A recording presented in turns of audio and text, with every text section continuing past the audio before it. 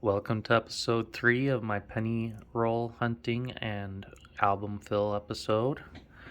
I'm gonna try to see if I can get a couple more in this 1941 to 1974 album. I don't need a lot more to finish it. I'm getting pretty close.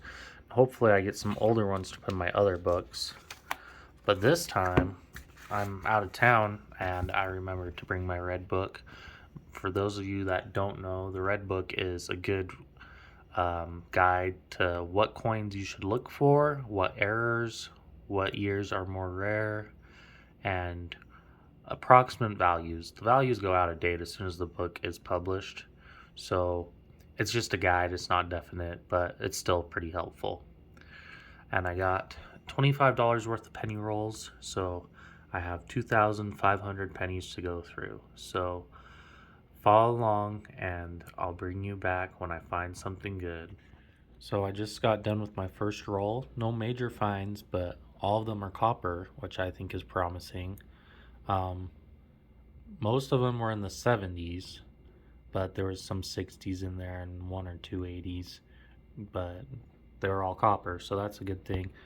Funny enough, when I went to get these at the bank, I wasn't sure what they would have enough, and I noticed they were dumping all their coins out into big bags to take to whoever takes their coins, so they had more than enough. I should have got more, honestly, but coins come and coins go. I just finished my second roll, and again, no key finds. However, these are all copper too. So, they could just be old rolls, or they could be some that someone searched.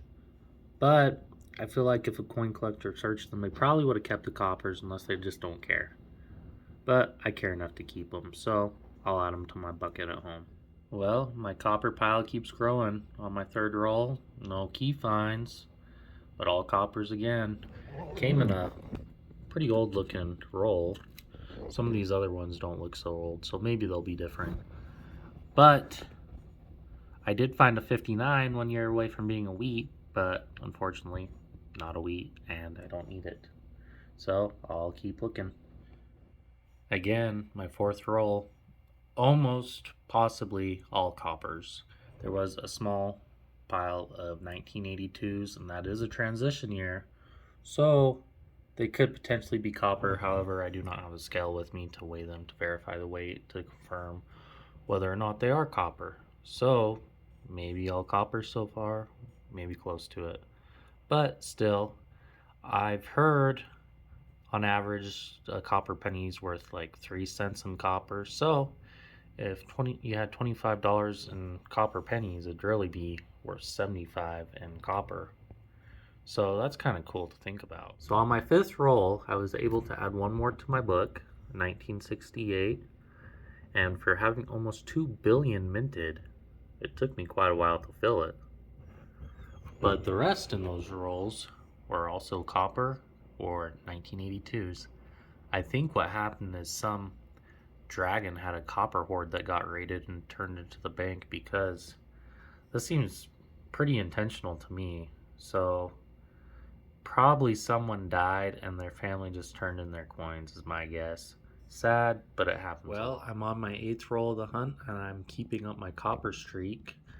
And I was able to add my first two foreigns of this hunt, 2 Canadian pennies, a 1969 and a 1976. Not too shabby. Well, my copper streak's over. I found a lot of post 1982 coins in this last roll, and I did find my third foreign, 2004 Canadian, but I'll keep searching. I got a lot left, and I'll bring you back as I find more. I'm on my 17th roll, and I was able to find these 2 Lincoln Bicentennial pennies. I always like finding these. I think someday they could be worth more than they are now, because they are kind of collectible. They're unique. They made these for the 200th anniversary of Lincoln's birth, and the original 1909 Lincoln wheat cent was made for the 100th anniversary of his birth. So just a cool fact for you. If you're liking this video, please subscribe. I'm posting videos weekly, and also please like it if you do like it. And if you don't like it, you can lie and I won't tell. Well, I just dumped out my 18th roll and I saw some pretty good things in here. 1 wheat cent there. Then another wheat cent, 1947D. That one's not in awesome shape, but not bad. This other one's in a little bit better shape. Let's see if we see a date on it. 1956. Unfortunately, I don't need either of these for my book, but 2 wheats in 1 roll, I can't complain. That's always a good day. And I'll add these to my wheat rolls at home. Well, I'm on my 20th roll and I came across something pretty cool. It's a Canadian cent, 1942, so it's an older one. I don't think I've ever actually found one of these, but it's a King George VI, I believe. And I have found 4 Canadians this hunt, so once I get enough collected, I'm going to have to buy some Canadian books and see how much I can fill. But for now, I'll keep searching and bring you back when I find something else. Well, I'm halfway through the hunt on my 25th roll. I just dumped it out and I see a couple things in here already. See a Canadian, 1977. That brings me to 6 Canadians so far, and see a wheat in here. Hopefully it's one I need. 1958D. I do not need that for my book, but I'll take it. As always, I'll bring you back as I find more stuff. I'm on my 34th roll for this hunt, and I spy a dime. Just 2004, but hey, it's worth 10 cents, so I made some money there. I'll keep searching and bring you back as I find more. Well, I just opened up my 35th roll of the hunt, and I see another wheat cent. Let's take a look and see if it's one that I need for my album. And we got a 1955 Denver. Unfortunately, I already have the 1955 Denver. I need the San Francisco. But just for your information, the 1955 no mint is known to have the double die error, and it's pretty rare, so it goes for good money, usually over $1,000 in decent shape and good condition. It can go for many thousands, so keep your eyes out and always check your pocket change. Well, I'm on my 39th roll of this hunt, and I found 2 more foreigns, both Canadian pennies, a newer one and an older one. It's kind of interesting that Queen Elizabeth ages on the money. You would think they would just keep it all young or something, but it's kind of interesting.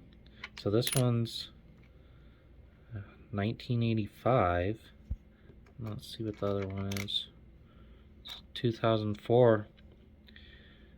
It's pretty cool. I don't know if I've ever seen that on any other world currency, but maybe it's happened. If you know about that, please let me know in the comments. And as always, I'll bring you back when I find some more cool stuff. On my 40th roll, and there's another wheat cent. Looks like it's in pretty rough shape, but let's see if I need it for my album. Let's see if we can get a year on it. It's 1956 Denver, and it's in pretty bad shape. I don't need this one for my album. I already have one, and that's okay because I don't really want this one to look at, but I'll add it to my wheat cent collection, and I'll bring you back as I find more. I only got 10 rolls left. Well, that ends this $25 penny hunt.